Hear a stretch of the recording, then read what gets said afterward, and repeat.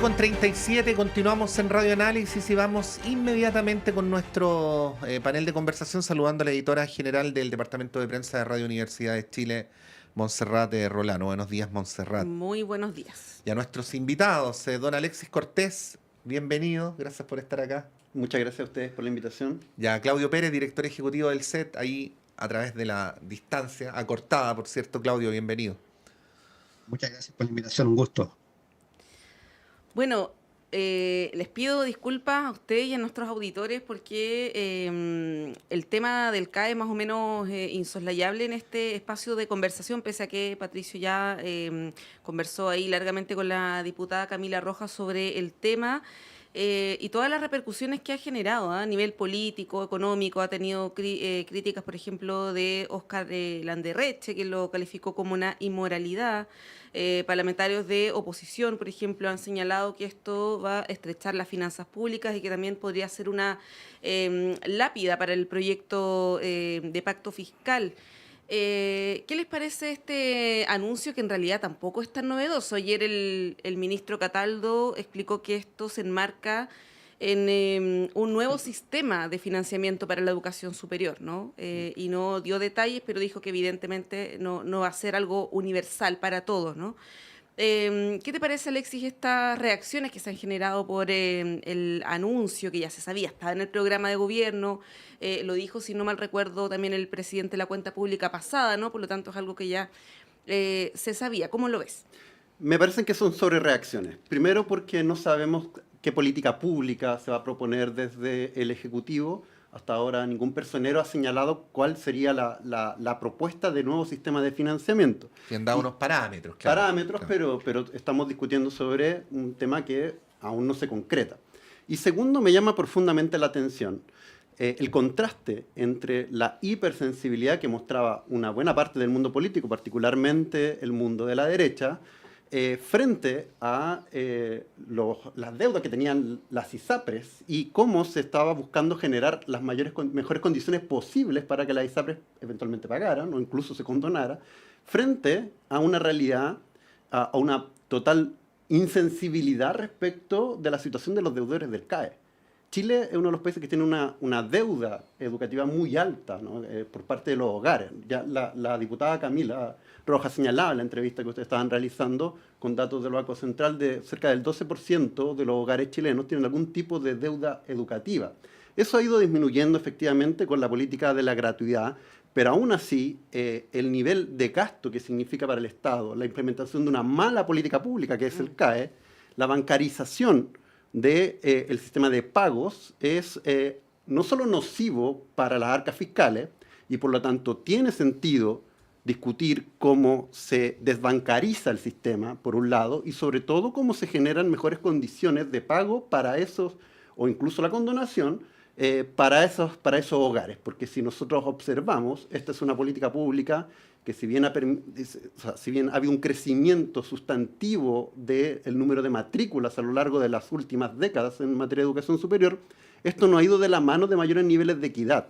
Y de hecho, dentro del sistema de la gente tanto egresada como aquellos que no han terminado su educación superior y por lo tanto cargan con esta deuda, la situación económica es mucho peor para esas personas que para el resto de la ciudadanía. Entonces, por lo tanto, tiene sentido, no es una inmoralidad, al contrario, me parece que lo que es inmoral es, por un lado, esta hipersensibilidad frente a la ISAPRES y, por otro, seguir manteniendo una mala política pública que es mala para el fisco y que es mala para las personas. Claudio. A mí me parece que, primero, yo creo que esto es muestra de una segunda etapa. ¿En qué sentido? Evidentemente ya terminó la primera etapa del gobierno, que es donde los 2 primeros años, donde se pueden hacer grandes propuestas, construir grandes acuerdos, construir políticas públicas. Y hoy día lo que existe es más bien una segunda etapa donde se le va a hablar al nicho electoral, al bolsón electoral, por así decirlo. Porque esto efectivamente estaba en el programa de gobierno, pero no es razonable la demora de 2 años para haber concretado esa propuesta. Entonces, yo lo que digo tiene que ver con una lógica nueva, que hoy día se empieza mostrar y se va a seguir acrecentando hacia adelante en la lógica de hablarle solo al nicho electoral, porque evidentemente ya no existen espacios para construir acuerdos sobre temas de políticas públicas. Ninguno, y tampoco hay mayoría en el Congreso Nacional para poder hacerlo. Entonces vamos a entrar en esa dinámica que a mí me parece que va a ser muy compleja en lo que se viene hacia adelante. Eso en términos generales. En concreto, a mí me parece que hay una serie de prioridades en el país, de urgencias económicas en el país. El costo de hacerse cargo de la deuda del CAE, porque es cierto, todavía no conocemos detalles, como no los conocemos hace 2 años, de cómo se va a cumplir esta parte del programa de gobierno. Entonces, lo que sabemos es que va a haber desembolso estatal de dinero, porque lo va a haber, para condonar la deuda del CAE. Lo del refinanciamiento es una forma rápida de salir, jugando, salir para mover la pelota un poco, diría yo, porque todavía no sabemos nada en concreto, pero esto es condonación del CAE. Y a mí me parece que existiendo particularidades y casos especiales que los podemos conversar, me parece que las personas que acceden a educación superior mejoran sus condiciones de vida, mejoran sus condiciones económicas, salvo aquellas que no han logrado encontrar trabajo y que están cesantes desde que se titularon. Y esa es otra discusión de fondo que también sería bueno que en algún momento la pudiéramos dar, que tiene que ver con nuestro modelo y nuestro sistema de educación superior, donde aquí se hizo una política pública que yo coincido que no fue una buena política pública el CAE. Hacerlo además, recordemos que en un principio esto era con tasas de interés mucho más altas de la que es hoy día. Entonces fue una muy mala política pública que lo único que hizo fue aumentar la cobertura en educación superior, que fue un buen estándar, pero se aumentó de una forma sin ningún tipo de estándar, sin ningún tipo de regulación. Entonces hoy día hay carreras profesionales que los estudiantes pueden estudiar gratuitamente, pero no tienen buenos niveles de empleabilidad, por ejemplo. De eso hay que hacerse cargo. Y esas son situaciones particulares. Pero a mí me parece que la gente que se tituló, que tiene trabajo, que mejoró sus condiciones laborales, sus condiciones económicas, es un deber mínimo pagar una deuda. El Estado fue aval, el sistema se hizo cargo de que tú pudieras estudiar y lo mínimo que tú tienes que hacer es pagar esa deuda. Dicho sea de paso, hay mucha gente que estudiamos con el Fondo Solidario, que es otro sistema, que pagamos toda nuestra deuda en los años que había que pagarlo y entendimos que esto era un deber que uno tenía que tener. Ahora, está bien, yo soy de los que cree que la educación tiene que ser gratuita. Perfecto. Pero mientras no lo sea y adquiero compromisos y firmo documentos, tengo que hacerme cargo de esas deudas. Ahora, de nuevo, si esto amerita situaciones especiales donde ha existido cesantía extendida por muchos años, nunca se logró encontrar trabajo con esa carrera universitaria, perfecto, son temas que tenemos que abordar. Pero eso no es una condonación que deba ser masiva para la deuda del CAE.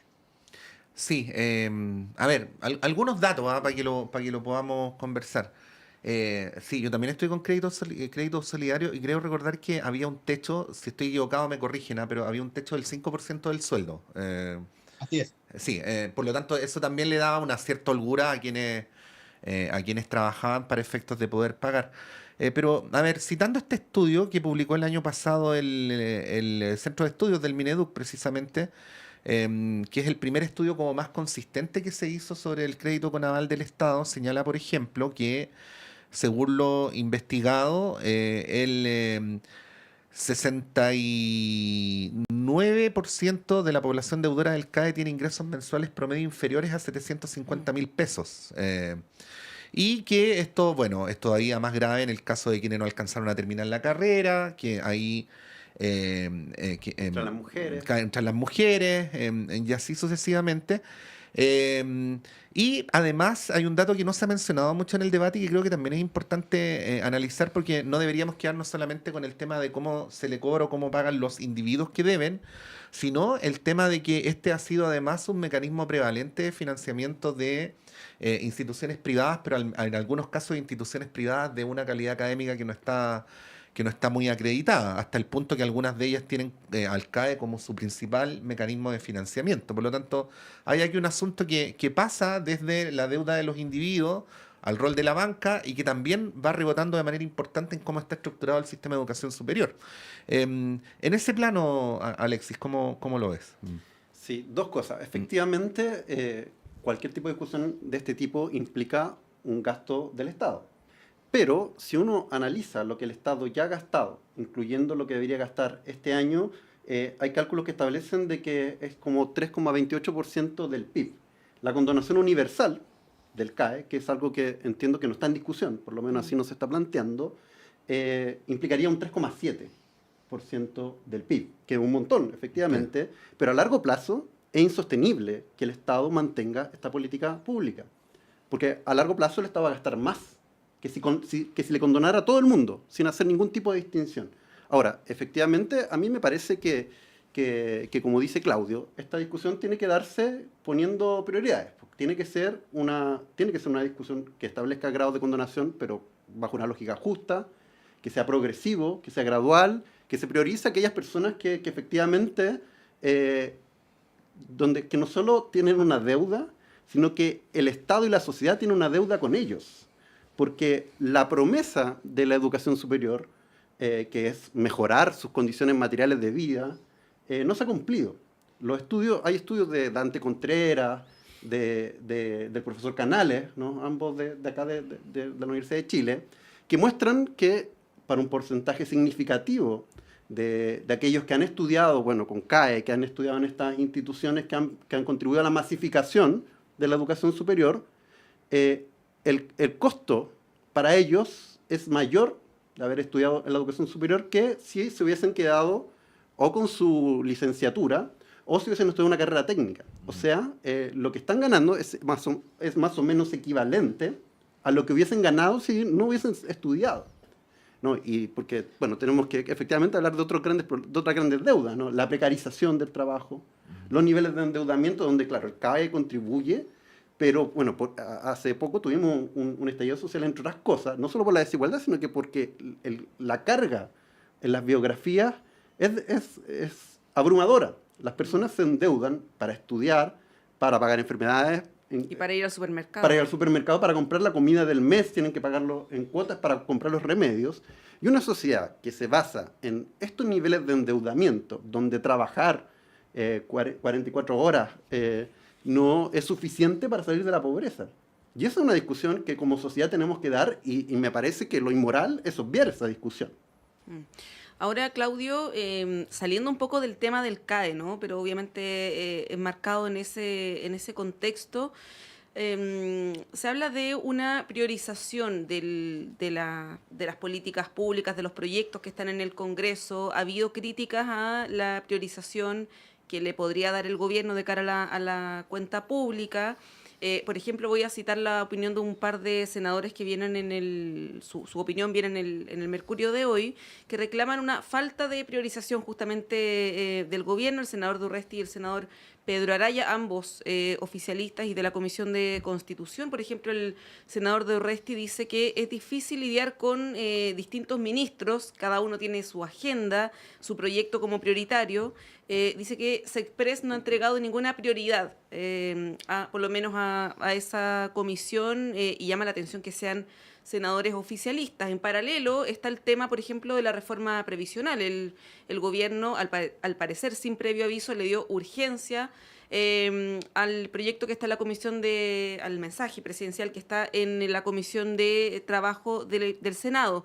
¿Cómo ves tú el tema de las prioridades del gobierno a pocos días que se realice esta tercera cuenta pública? Y obviamente considerando también el tema del CAE. Sí, bueno, yo creo que el anuncio del CAE va precisamente en esa línea, enmarcar determinadas prioridades que, como bien yo decía, obedecen a una dinámica de un segundo tiempo, donde evidentemente estamos ya en carrera electoral, las municipales, gobernadores, y un par de meses más, terminado lo municipal, se abre la carrera presidencial. Entonces me parece que la lógica va a estar por ahí. A mí me parece que hay temas relevantes, como efectivamente la reforma previsional, donde hay que seguir impulsándola. Más allá de los timings, yo creo que es una reforma completa y absolutamente necesaria para el país, que le hemos discutido por demasiados años y por demasiados gobiernos. Entonces, a mí me parece que esos son los temas en los que el gobierno debiese tratar de construir acuerdos y convocar a grandes acuerdos. Y esos son los temas en los cuales la oposición debiese tener una actitud colaborativa, una actitud de construir y de llegar a acuerdos, no una actitud obstruccionista.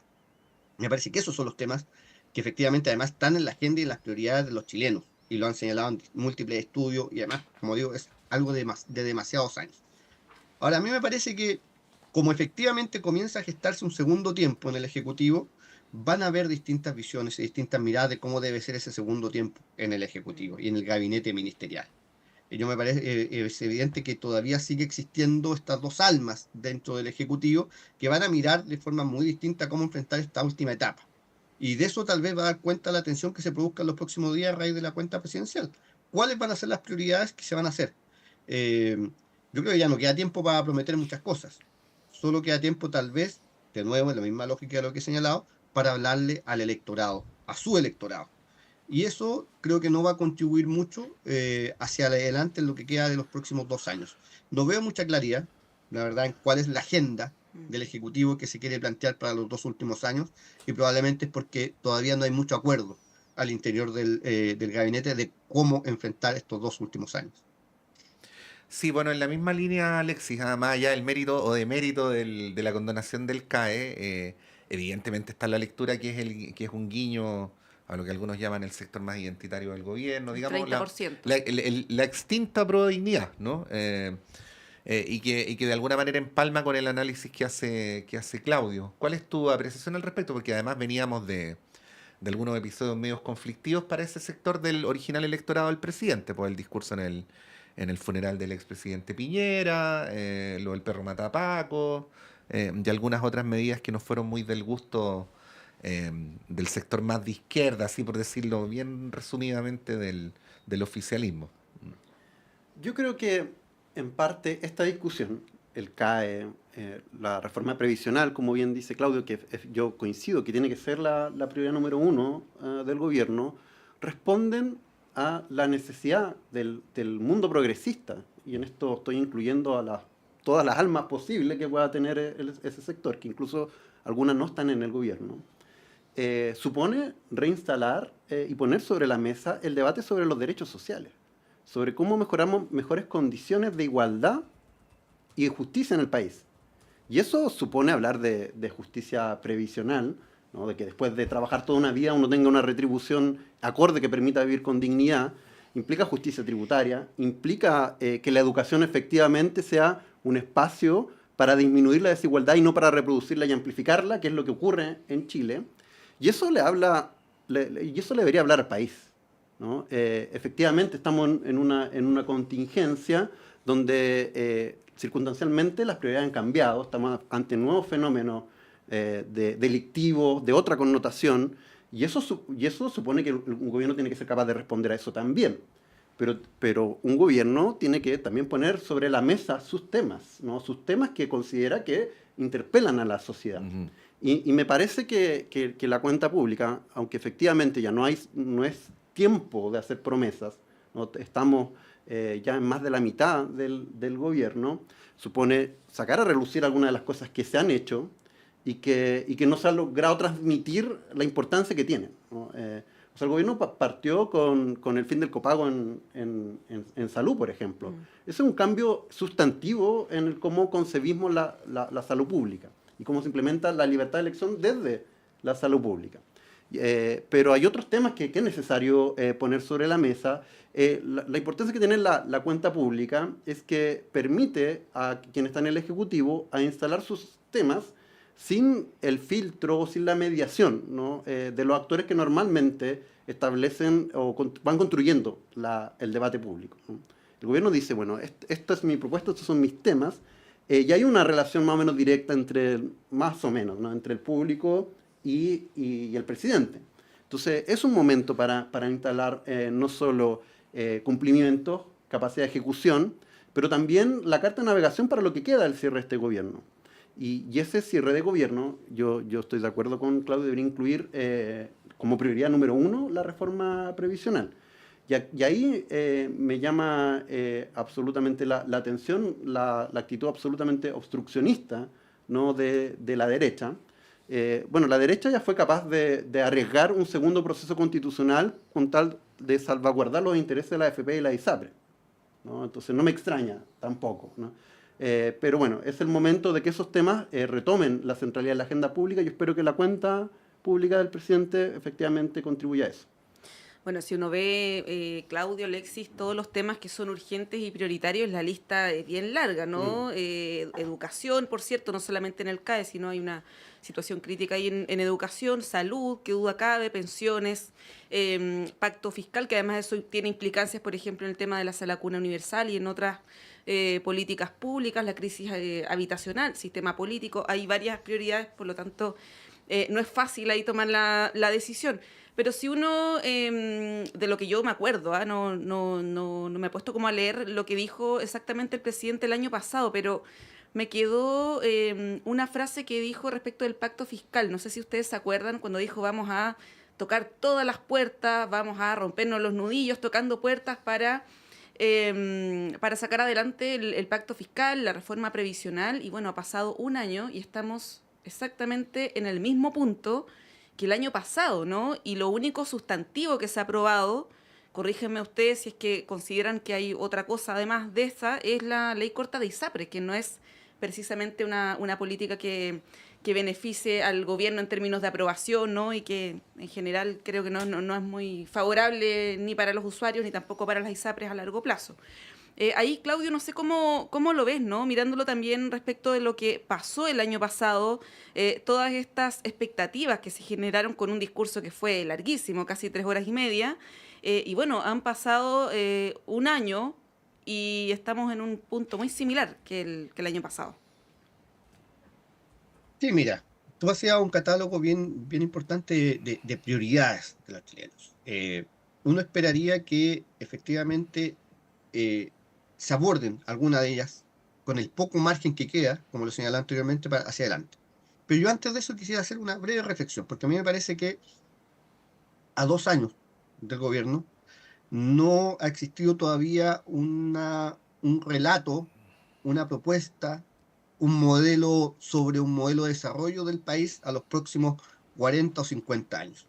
¿Qué uno habría esperado de este gobierno un relato en ese sentido? Con toda la impronta que llegaron, que señalaron. Uno habría esperado que en estos primeros años se construyera ese relato de largo plazo del país que se quiere desde la mirada del gobierno, desde un gobierno de la izquierda. Yo eso no lo he visto todavía y creo que no lo vamos a ver hacia adelante. Dicho eso, lo único que le queda al Ejecutivo entonces es enfocarse en algunos temas en los cuales puedan producir avances importantes.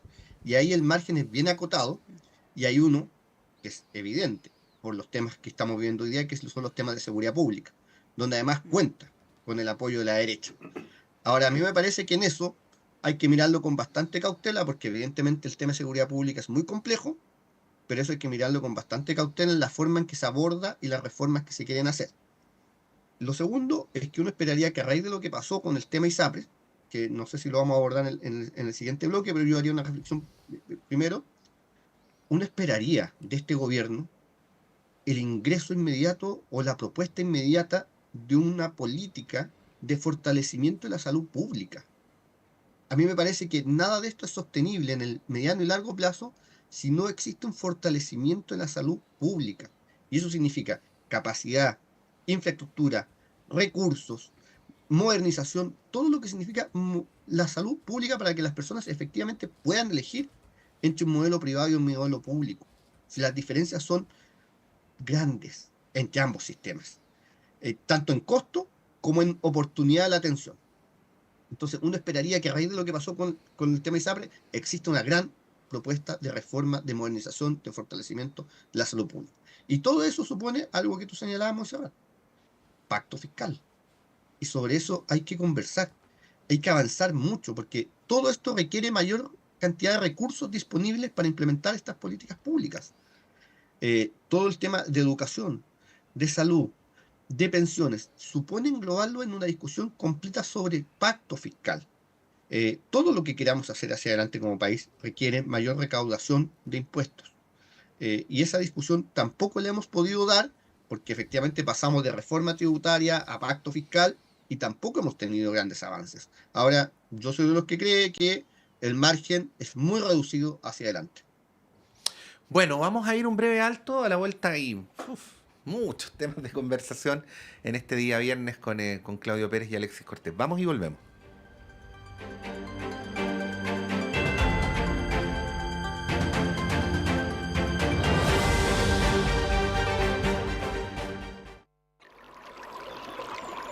Aguas Trayén o Cascada en Mapudungún es la mejor agua purificada con tecnología de última generación. Para más información, visite su página web www.aguastrayen.com.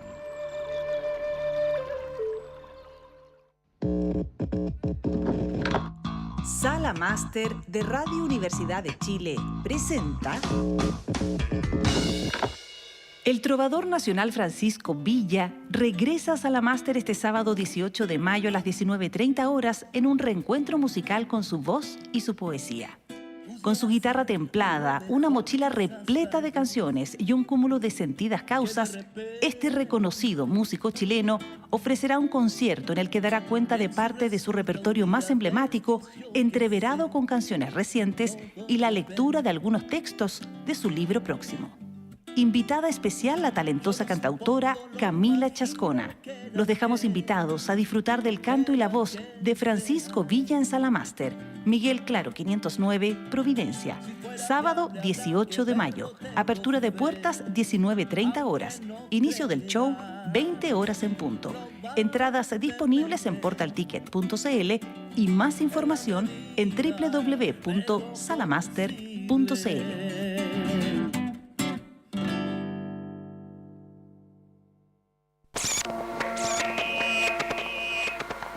Perdidos en el espacio.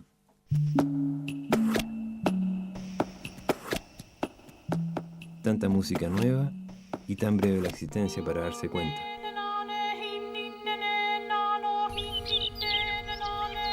Perdidos en el espacio. Lunes, 22 horas.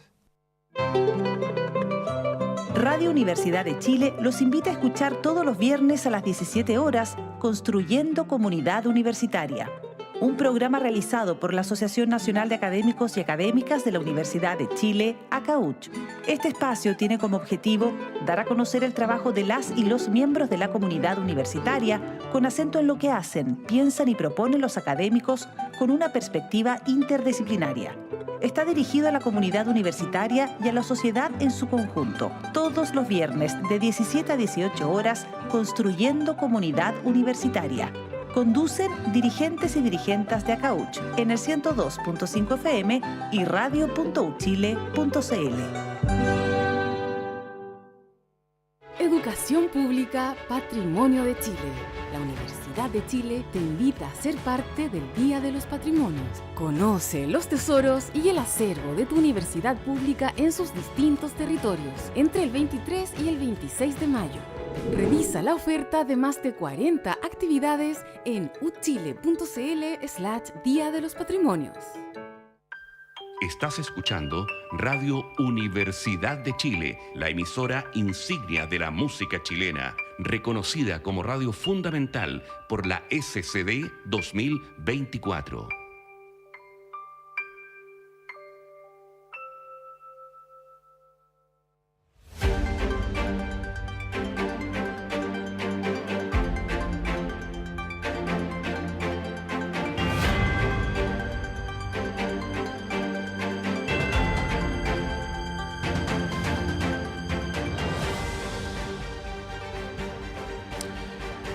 Son las 9:06. Continuamos en Radio Análisis con Montserrat Rolano, con Alexis Cortés y con Claudio Pérez, y queríamos llevarlos a la discusión que se está dando y que, voy a decirlo en términos condicionales o transitorios, está aparentemente desordenando al oficialismo, que es la discusión sobre el sistema político. Donde, bueno, Claudio, hemos hablado tantas veces sobre este tema y Alexis además estuvo ahí literalmente con las manos en la fallida masa, ¿no? Porque, a ver, el resumen del resumen sería el siguiente. Parece más factible, en principio, un consenso que aglutinaría al menos al socialismo democrático y a las expresiones de la oposición respecto a dos medidas que serían, por decirlo de algún modo, el fast track, ¿no?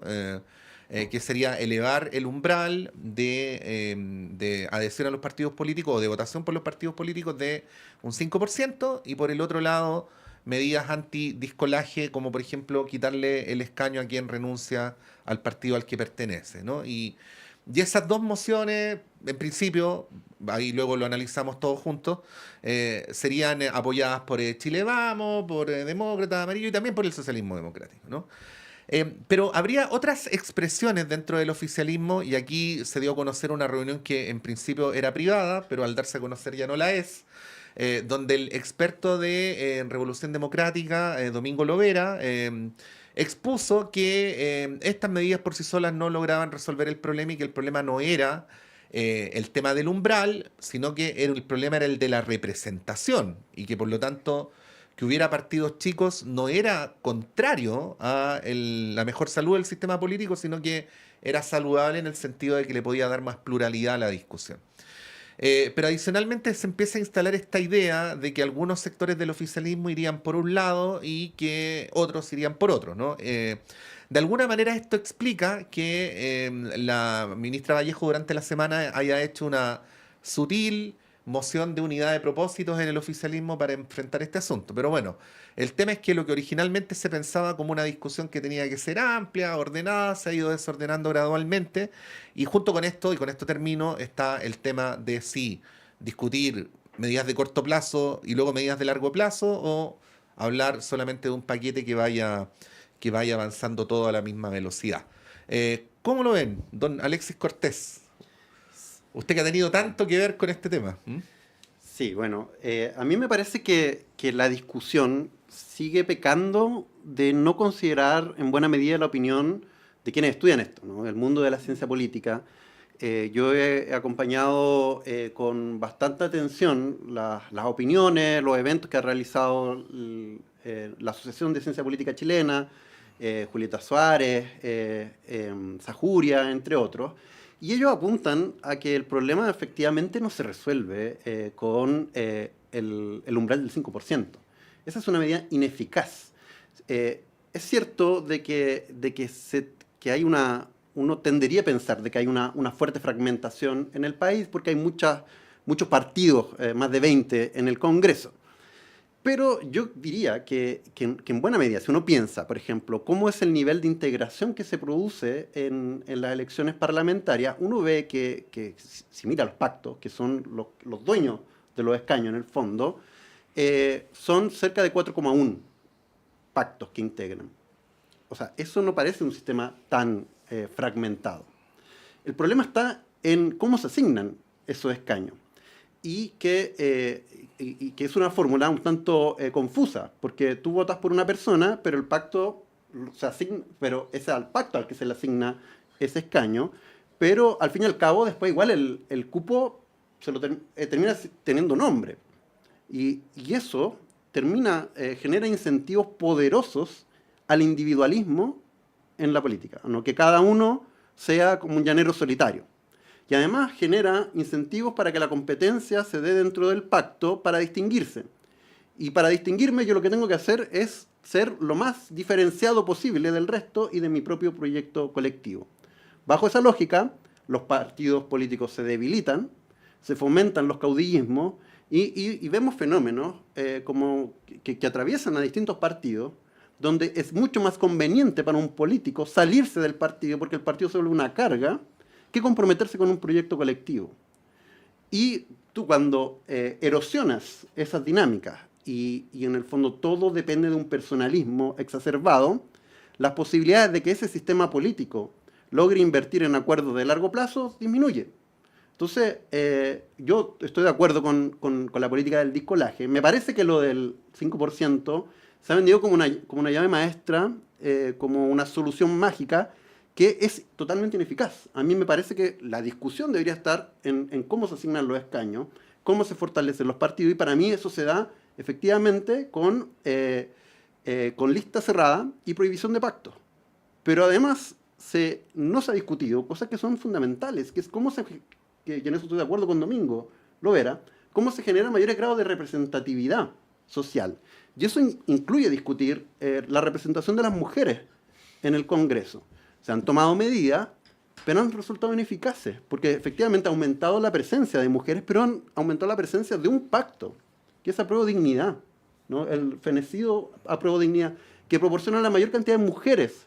En el resto es mínima la cantidad de mujeres. Entonces, yo creo que debería estar sobre la mesa una discusión sobre paridad. Tenemos un grave problema con el pueblo mapuche. Hay la discusión que efectivamente se ha dado en términos de violencia, ¿no? Actual, es como una discusión de policía y no de política. Debería incluir un debate sobre cómo se integran aquellos sectores que están por resolver pacíficamente estas diferencias. Entonces se debería discutir cómo se generan mayores condiciones para la representación del mundo indígena en el Congreso, ¿no? La enorme contribución que hizo el consejero indígena, que fue con un cupo condicionado, con un sistema que parecía imposible que pudieran ingresar, y lo hizo. Alihuén Antileo.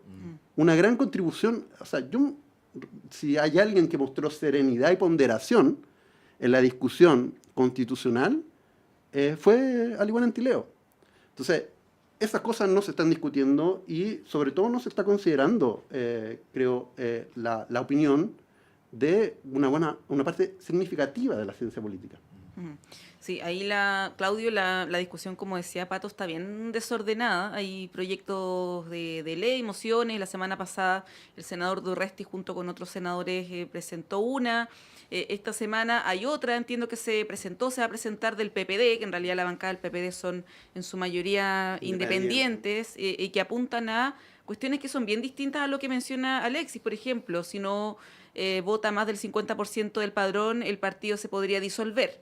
Si es que no vota más del 75%, dejaría de recibir financiamiento público. El tema de estas normas antidiscolaje o antitransfugismo, por ejemplo, la persona pierde el escaño, pero ese escaño no se reemplaza. Son parte de las propuestas que hace la bancada del PPD, que, como digo, son en su mayoría independientes. Hay diferencias sobre el tema del umbral, que sí en la comisión experta llegaron al consenso del 5%, luego se modificó en el texto final que se rechazó, pero parece, Claudio, que una discusión donde inicialmente se hablaba de un aparente consenso entre todas las fuerzas políticas, y con el ejemplo del texto de la comisión experta, se ha ido desordenando bastante con el tiempo. En el oficialismo particularmente hay muchas miradas, propuestas y posiciones contrapuestas incluso, y pareciera, y esto me llama la atención, que desde la oposición hay más interés en acelerar el tema de la reforma al sistema político que en el oficialismo. Es una percepción por lo que he escuchado de algunos representantes políticos. ¿Cómo lo ves tú? Sí, creo que yo diría que en el ámbito político no se está dando la discusión respecto de una reforma al sistema político. Lo que está existiendo es más bien algunos pequeños puntos, como el tema del umbral y el tema del discolaje, que forman parte de una discusión más grande respecto al sistema político. Donde sí han habido muy buenas instancias es efectivamente en el mundo de la academia. Yo creo que iniciativas efectivamente como la Asociación de Ciencia Política, lo que está haciendo Idea Internacional, me parece que es una iniciativa bien importante, y distintas universidades regionales también que están haciendo discusiones bien importantes en materia de sistema político. Ahí hay mucho que recoger, mucho que mirar, mucho que aprender. Pero yo diría que en el contexto político del Congreso Nacional, lo único que se está, en cierta medida, tal como decían ustedes, hay cierto acuerdo de avanzar en dos temas. Ahora, el problema, de nuevo, es cómo avanzamos en esos dos temas. Yo particularmente, respecto de la propuesta que había en la comisión experta, me parece que es un buen piso para discutir distintos temas en materia de reformas políticas. Y respecto del umbral, yo tengo algunas dudas respecto de si efectivamente ese umbral que se propone, que se señala, que el 5%, resuelve el problema que tenemos, que yo creo que es más profundo que establecer un umbral.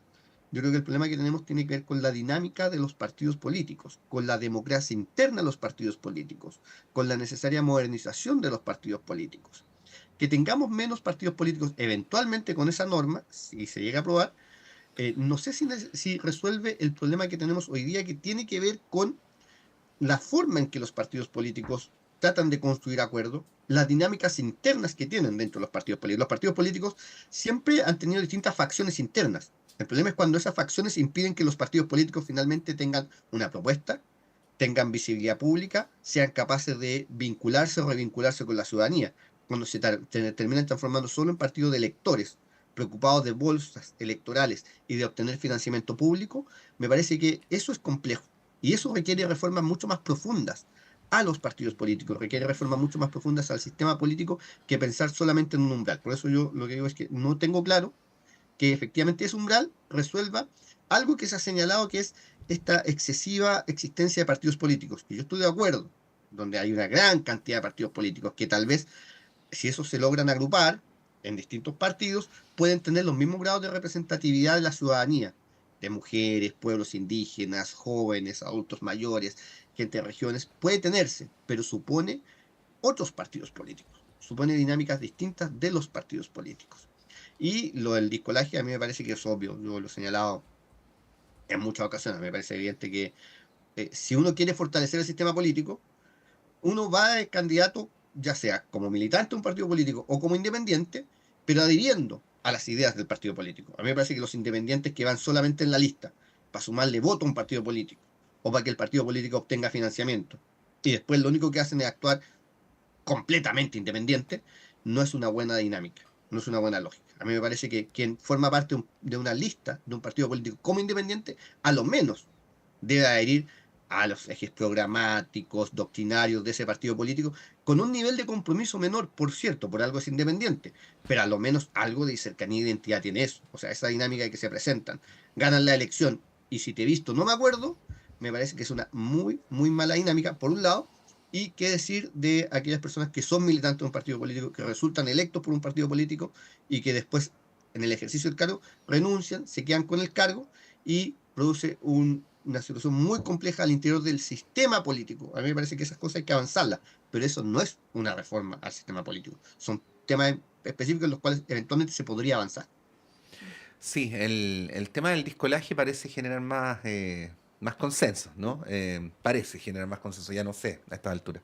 Salvo los díscolos. Salvo en los propios díscolos, digamos, que no estarían de acuerdo con algo así. Y depende, perdón, y depende si quedan muchos díscolos dentro de los partidos todavía. No, claro, claro. ¿Y cómo se decide quién es un díscolo y quién no lo es? Pues también, hasta qué punto pueden llegar las órdenes de partido, luego la votación en conciencia, en fin. Hace algunas semanas, solo para complementar, porque luego nos queda otro tema, entrevistábamos a Marcela Ríos, que ahora está trabajando en este centro de estudios internacional llamado IDEA, que se dedica a temas de fortalecimiento de la democracia y por lo tanto tiene en su actual rol una mirada más panorámica, ¿no? Ella estaba de acuerdo con que había que eliminar las formas de caudillismo, de individualismo en los sistemas políticos, coincidía con eso, pero prevenía que en las mediciones que ellos tienen no había una relación directa entre cantidad de partidos políticos de un sistema político y su nivel de virtud o de mérito, ¿no? Que no había una relación directa entre las dos cosas y que por lo tanto una cantidad mayor o menor de partidos no era necesariamente el punto por donde había que ir. Y decía algo que si uno lo mira así, como desarmándolo, es bien básico, pero que creo que es lo que debería ordenar, que es que primero tenemos que identificar cuál es el problema que queremos resolver y acto seguido ver cuáles son las medidas para tal efecto. Pero a mí me da la impresión que lo primero como que no digo que no se haya reflexionado, pero digo que se dice poco, ¿no? O sea, ¿cuál es el problema del sistema político que se quiere resolver, ¿no? Para que luego sepamos cuáles son las mejores medidas, porque si no nos perdemos, no sé cómo ven eso. Alexis. Sí, yo creo que el gran problema para mí es el personalismo. O sea, porque tú podrías tener 3 partidos, pero hoy el problema no es solo que hayan 22 partidos, sino que al interior de esos partidos hay voluntades muy dispares. Entonces, nos sirve negociar en el fondo, no sé, el Ejecutivo o algún otro partido, con el jefe de una bancada, porque después se produce un nivel de dispersión dentro de esa bancada que hace que la calidad de ese acuerdo sea baja. No se condiga después con el comportamiento. Bueno, y lo que vimos en la elección en el Senado y en la Cámara de Diputados para elegir las mesas. O sea, la bancada del PPD no se pudo poner de acuerdo hasta el último día en el candidato. Bueno, eso es parte del problema, sí. Pero esencialmente es que no se cumplan los acuerdos. De que alguien ponga la firma en un papel, diga yo me comprometo a tal y después desconozca eso. Eso no es un problema del número de partidos, ¿no?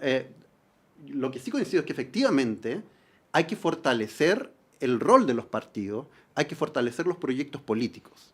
Y aunque estoy de acuerdo con que es necesario que el que renuncia a un partido pierda el cupo, porque también es absolutamente contraproducente que alguien, como decía Claudio, alguien se elige por un partido y después de la elección, si te he visto no me acuerdo, o incluso más, pueda fundar otro partido. Con ideas contrarias al original. Eso es muy ilógico. Algo que va contra la expresión de la voluntad popular. Entonces, efectivamente, hay que trabajar en torno a eso, pero hoy tenemos discoraje de gente dentro de los partidos. Y dentro de los pactos, ¿cómo se resuelve eso? Porque el otro día hablábamos no al aire, es un ejemplo para extremar las cosas, pero es un ejemplo bien concreto, ¿no? Elección senatorial, región de Coquimbo, año 2021. En la lista de lo que, para decirlo resumidamente, la gente de la lista no estaría de acuerdo, ¿no? Pero sería como una reconstrucción de la concertación, ¿no? Los integrantes de la lista eran Matías Walker y Adriana Muñoz, ¿sí? Sacó más votos Matías Walker que Adriana Muñoz, pero Matías Walker ganó con los votos de Adriana Muñoz, ¿sí?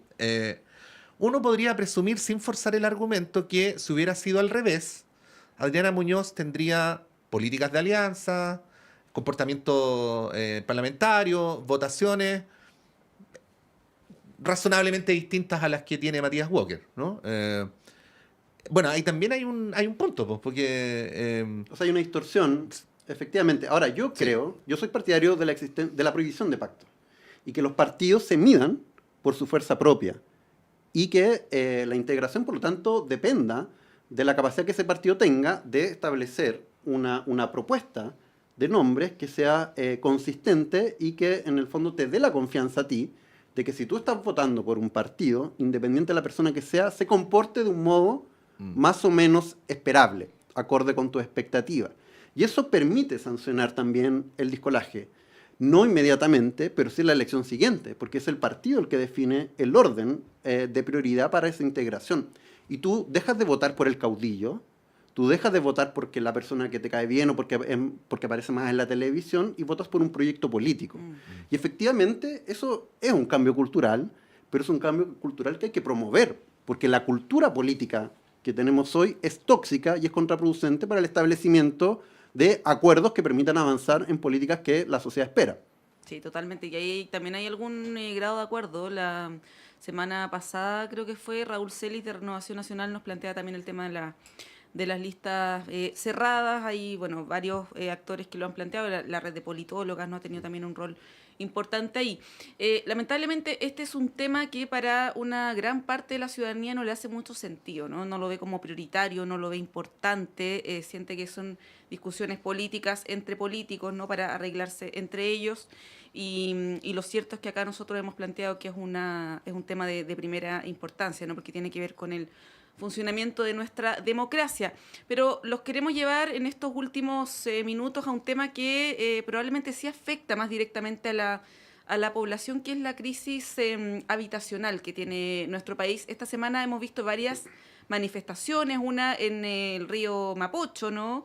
Otra en la comuna de Puente Alto y otra, si no mal recuerdo, en Cerro Navia, de manifestaciones de pobladores. Ayer el senador de la DC, Iván Flores, dijo que con una especie de bola de cristal, que él creía que el próximo estallido social iba a ser por el tema habitacional. En paralelo también está el debate sobre el rol de la banca en esto, ¿no? El ministro Montes decía ayer que si no prestan dinero a la construcción del plan habitacional está en riesgo, ¿no? El presidente Boric hace algunos días también los trató de coñetes.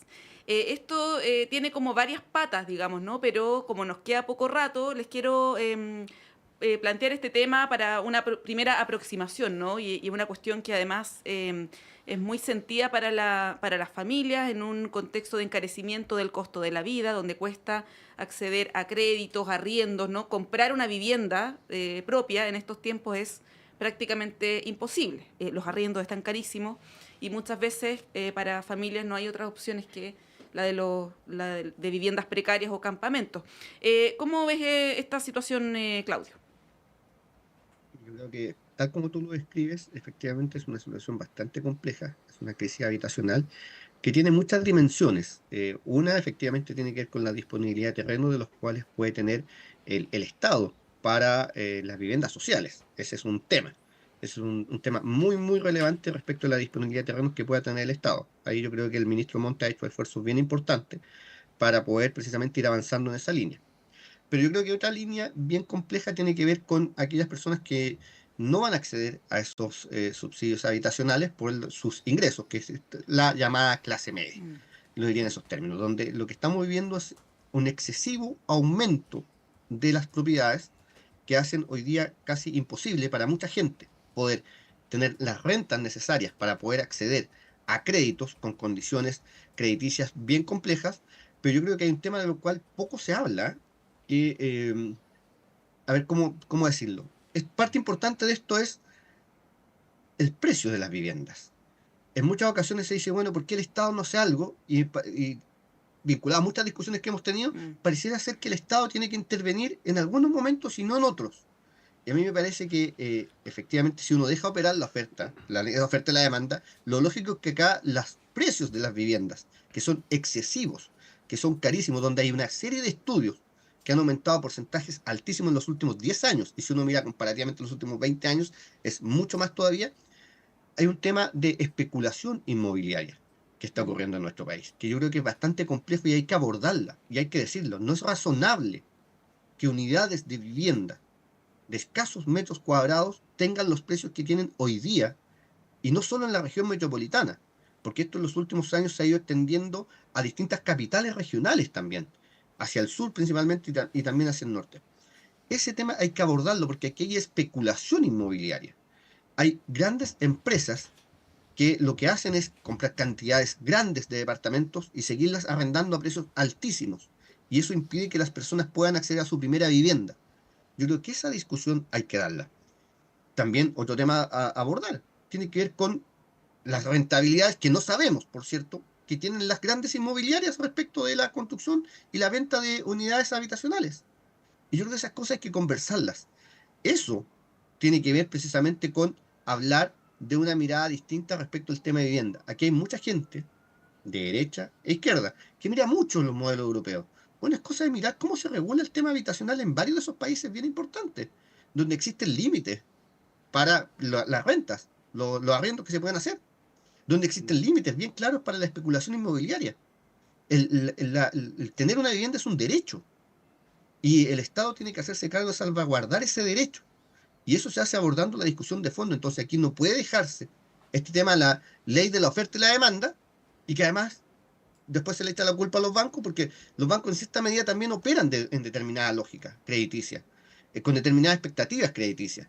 Pero yo creo que el tema de fondo aquí tiene que ver con el valor de la vivienda y con la especulación inmobiliaria que hemos permitido que se haga bajo la ley de la oferta y la demanda. Aquí se construye, se vende al precio que se quiere y nadie dice nada respecto de cuánto se cobra por una vivienda y cuánta es la rentabilidad que obtienen las inmobiliarias por esos precios. Estamos súper pasados, Alexis, así que... Capacidad de síntesis. Eso. Bueno, este es uno de mis temas favoritos, que me va a costar hacerlo, pero yo primero quisiera reivindicar un acuerdo, un consenso de los dos procesos constitucionales. La vivienda es un derecho, la vivienda adecuada es un derecho. Y bueno, ¿cómo se lleva eso a la práctica? Efectivamente, como dice Claudio, haciendo un giro, un cambio en el timón de cómo hemos conducido la política inmobiliaria. La raíz de este problema está cuando la dictadura define que el suelo no es un bien escaso. El suelo es un bien escaso. Y además, el otro gran problema es cuando se disminuye la capacidad del Estado de implementar y eventualmente controlar y normar mejor las lógicas de política de especulación inmobiliaria. El Estado no tiene tantas herramientas. El Estado, o sea, lo que estamos viendo es una petición al mercado para que pueda cumplir con algunos fines sociales, pero como efectivamente dice Claudio, en otros países del mundo el Estado tiene las herramientas para hacerlo. Bueno, como ordenamiento territorial, banco de suelo, y que el Estado no necesariamente externalice este tipo de funciones, que no externalice la construcción, que no externalice también el crédito. Se puede complementar evidentemente con otras políticas, y también políticas de arriendo, que el Estado ofrezca arriendos sociales y no solo con lógica de focalización, porque como bien dice Claudio, hay un problema de vivienda en los sectores populares, y el movimiento de pobladores se ha encargado de poner eso sobre la mesa, pero esto es transversal. Un profesional egresado en estas condiciones, con deuda del CAE, con bajo ingreso, no va a acceder a vivienda bajo esta lógica, ¿no? Porque la vivienda se ha transformado en un bien para la especulación y no en un derecho social. Y tenemos que efectivamente empezar a poner sobre la mesa nuevamente los derechos y la capacidad del Estado para implementarlo. Un Estado social y democrático de derecho, como se estableció también en ambos procesos constitucionales. Bueno, estamos llegando al final del panel. Agradecer a Claudio Pérez, Alexis Cortés. Con Montserrat Rolano vamos a una breve pausa. Yo me quedo conduciendo, pero lo que realmente importa es que sigan en la compañía de Radio Universidad de Chile y de Radio Análisis, porque tenemos más conversaciones para ustedes.